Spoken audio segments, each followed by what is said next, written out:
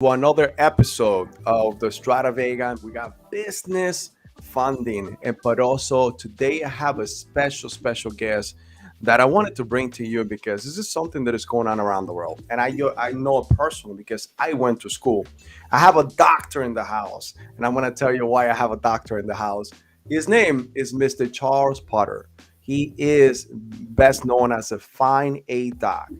This gentleman has a calling and he has a purpose in life, and he has taken the time to to figure out and find out the ins and outs when it comes down to student loans, student lending, FATSA, how it works, why you should do it and why you shouldn't do it. And today I want to bring it to you because this is something that a lot of people, and we see it, being in business, being in credit, a lot of people comes to us, look, I got student loans, and sometimes I'm up to here with student loans. I can't even get a house loan or a car loan or even qualify for business loan. And this is something that affects a lot of Americans in the United States. Now, I know it firsthand because I've been to school and I was fortunate enough that I was in the military. But the military paid for my school. But I understand that a lot of people are not in that situation. And this is why we want to bring to you today some of the ins and outs for you to understand. And we want to give you a free gift that this gentleman, Dr. Fine A Doc, will give you guys today. But he will also will talk about how he's helping the community, how he's helping minorities, not only in his state, but nationwide. Welcome, Mr. Charles Potter. How you guys doing? How you doing today? I'm doing fantastic. I love your intro. Awesome. I appreciate you coming in today, taking the time and speaking to the audience. But at the same time, I know that you have a message that you want to put out there, that you want to talk to others, that you want, especially the youth today, the generation that we are in. And unfortunately, they don't have the same knowledge. And you are your age, you live a long life already. You actually know the ins and outs, a lot of things, right? That we all should be looking up to. And this is something that I know that you feel close to your heart because of the things that you have put together, what you experience with your family and the community. So tell us, who is Mr. Fine A Doc other than what you already said? Well, I'm gonna make this real simple. Awesome. I'm an ordinary guy who's trying to do something extraordinary. It's not about me. It's about all the parents, all the students who are getting caught in the $1.7 trillion student loan debt trap. Wow. Several years ago, I was a managing general agent for a very large insurance company. I'm doing pretty good. That's I awesome. had to go to a top producers meeting, least conference in New Orleans. On the agenda, it said all managing general agents have to become certified college planners. And I'm going like, really? I went into this certification process and it changed my life. The facilitator started off by saying, I will show you how someone living in River Oaks, and you may not know what River Oaks is. It's one of the most affluent communities in Houston, if not the country. Wow. Muhammad Ali tried to move in, they wouldn't let him. Wow. Someone living in River Oaks can get financial aid to send their kids to college easier than someone living in CUNY Homes. You may not know where CUNY Homes is. It is the place, the housing project that George Floyd grew up in. So Oh you wow. tell me somebody living in a housing project Yeah. is going to get financial aid. It's more difficult for them than it is for someone living in this affluent community. That changed my life because he showed how since 1965 this process has been around, that people who know about it, they could actually live in River Oaks and their kids go to college and get financial aid. And Wow. Okay. yeah, here's the irony in that. Uh-huh. Where does the money for financial aid come from? Your taxes. Our taxes. Everybody in your family is Yeah. paying taxes. Wow. Aunts, uncles, nieces, nephews, grandma, grandpa, everybody sending money on April the 15th to fund these programs. Yes. So Wow. what shocked me, Yeah. you being told you can't get financial aid. You make too much money to get financial aid. And that's what most people think. They make six figures and they're, oh, wow, ain't gonna need me applying. I can't get finance. But the minute Yeah. you say that, all that money that your generations of family and your family have paid to the U.S. Department of Education, it's all right to give it to somebody who lives in River Oaks and send their kids to college. Wow. That's what changed my life. All right. So you have written a couple books, but one of those is a book that I know that you want to now give the community, right? This is Yes. called What Every Person Needs to Know About Before Filing for FAFSA, and in which you actually talk about one of the three main things that people don't know about today, kids going to school. One is not knowing about the financial aid formula, which you want, please talk to us about what the financial aid formula is. The other one is they don't even have an idea of how to select the proper college or university along with any funding that they're getting. And most of the, and this is, I think all teens are fatalistics. And what I mean by that is that they wait till the last year to start thinking about applying for financial aid. So tell me, how is your book answering and helping the community to answer this question? There's three main questions that we see all the time in our community. Earlier this year, matter of fact, just a little bit before October, Yeah. I went online to look for a parental guide for filling out the FAFSA. I didn't find one. I No, didn't find one. there's none. And I went on Amazon to see what they had. Mm, What they had, the only one that was specifically a FAFSA guide was for the year 2016.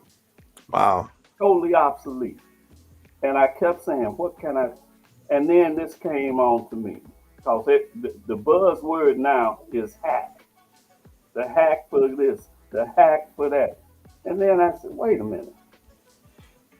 I'm going to write something that's not going to be complicated. And I'm going to call it the FAFSA hack.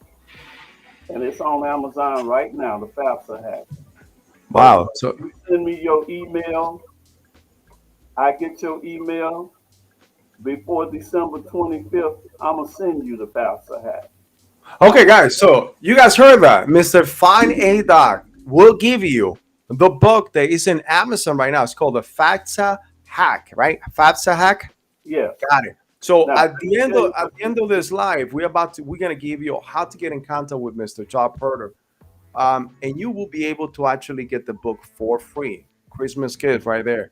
Halloween holidays. I mean, thank you. Ho ho ho. Now, what's important about the FAFSA hack? The first thing that you need to know is the financial aid formula.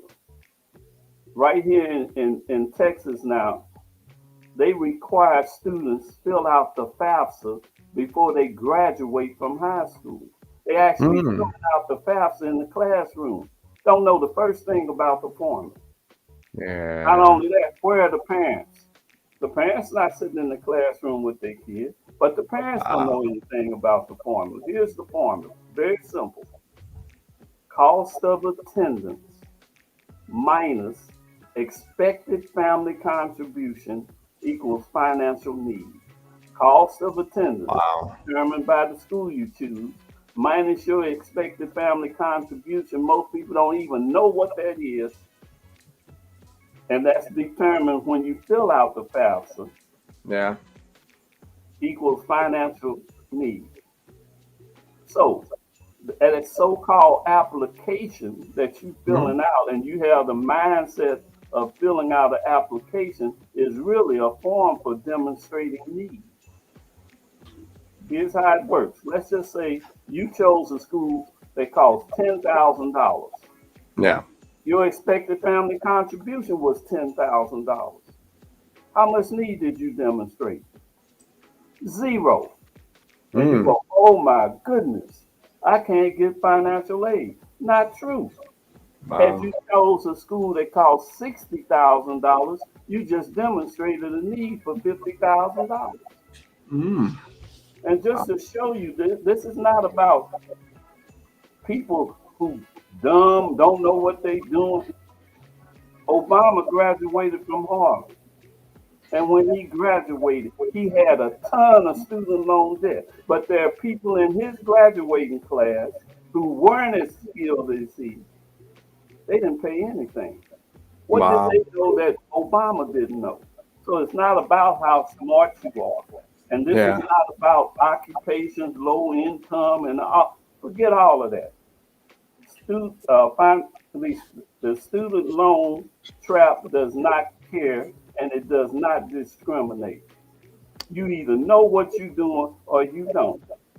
I Wow. met a couple of weeks ago on a Saturday morning at a farmer's market. They selling fruits, vegetables, all kinds of stuff all around them, but they didn't have anything on their table. They didn't have no jams, jellies, honey. And I went over to them and I looked up and it said, "Fine, uh, excuse me, lost my train of thought for a minute. Pain management specialists. Pain These are management. doctors, a young couple, Wow. doctors, Hmm. pain management specialists. My wife had something with sciatica, and so I hurried up and called her because the one thing that it made them stand out, they say surgery is our last resort. In other words, we're going to try and get you out of this pain without you going through surgery. Wow. And they asked me, what did I do? And I gave them my card, and they saw the student loan trap on the back. Why did I do that? They looked at each other and they looked at me and they said, I wish we'd seen you. Guess how much student loan debt they have? For something like that, close to 200, I believe, right? I wish $750,000. Student loans. $750,000. How you start a family and a marriage off $750,000 worth of debt and you don't have a house? I What's know, your right? debt to loan ratio gonna be? So that explains why they can't sit in their little office waiting for patients to come to them. They're out here in a farmer's market with people selling jams, jellies, and fruit, trying to get patients because their Wow. student loan is messing their head up. They're So hustling. like I said, it doesn't matter what socioeconomic level you're on, what the color Yeah. of your skin is. You either know how the financial aid formula works, or you will achieve what you set out to do. You'll get the education. Got it. Got it. So let me ask you something. So you are saying that anyone, doesn't matter socioeconomic situation, you can qualify for financial aid? Yes, Okay. you So, can. and again, And let me say this. Let go me ahead. say it's all about knowing how it works. Of Something that course, yeah. there are people who know, but they ain't telling you. Yes. I say all the time, there can be two educations Yeah. going on in the same schoolhouse. Wow. Some people get out of this high school certain information. Yeah. Other people in the same high school walk out of there. Here's an example of a counseling session. Maybe you ought to go to community college, build your grade point average up, and then transfer over to. Got it. That's the Me- 5 second counseling session. And unfortunately, and I'm going to go there, a lot of our kids get this kind of counsel. They Really? don't tell them about certain things. But here's the other part I have to mention. Why do I have principals for counsel for clients? Why do I have counselors for clients? If they don't know what to tell their kids, what the heck are they telling yours? Wow. Like you said, most people wait until high school, senior year, and now, Yeah. oh, I got to do financial aid. Wrong answer. Financial aid preparation starts in the freshman year. The Really? freshman year. There are things you can do in the freshman year that will reduce your adjusted gross income Therefore, you will demonstrate more need when you fill out the FAFSA. That's But you awesome. don't know nothing about that. And what you're Yeah. doing, showing people how to do businesses, those are the deductions and things that you can claim as a result of that to reduce what? Your adjusted gross income. But you can't wait till the senior year to do it because here's the other thing. And then this is very important. Most people who went to school, and I know when you went to school, you were fortunate, Yeah. but you fill out the FAFSA in January. But now you don't fill out the FAFSA in January. You fill out the FAFSA in October. And everybody Oh, going, what the heck they do that for? Before, when they filled out the FAFSA in January, they yeah. looked at what you made in your junior year, the year Mm. prior to that, and then they determine the EFC. No longer true. Because they changed that date, they look at what you made in the sophomore year. So forget about what you're putting on that form. They already know what you made in the sophomore year. It's already been filed. And the Wow. computers and financial aid, U.S. Department of Education and the IRS are linked. They know immediately when your social security number comes in there what your parents have made. Wow. All So right, so this is amazing. This is an amazing information that a lot of people needs to know. Um, we definitely want to go ahead and put out there more information about you. So, how can we get in touch with you? If any of our listeners today want to go ahead and reach out to Find a Doc, to hey, I have my either I am in school right now and I'm going through a situation which I need financial aid, or I'm a parent today that we teach business, we teach how to be savvy, how to know the ins and outs when you invest. And this is, if you think about it, as an investment, knowing how to properly get financial aid for your kids when they go to school. So if someone wants to get in touch with you, Mr. Potter, how can they reach you? they can go to my website, Developing Future Scholars Inc. And that website address is dfs1.org.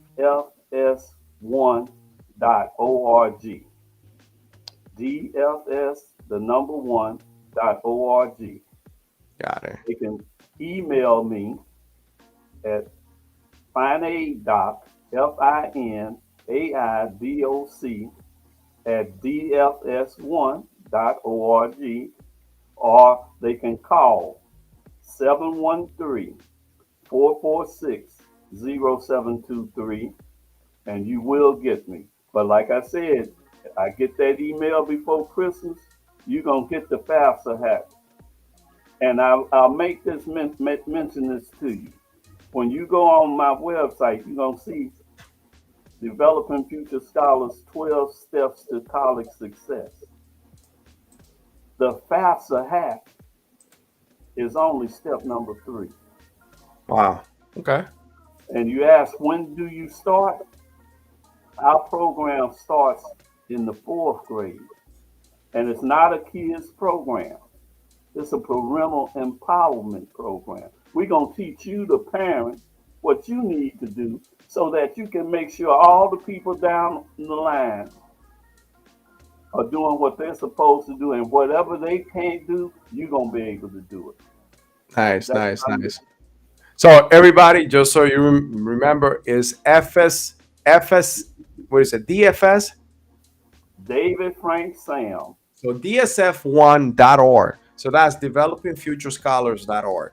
So And make you sure you can go put in to. developmentfuturescholars.org as well.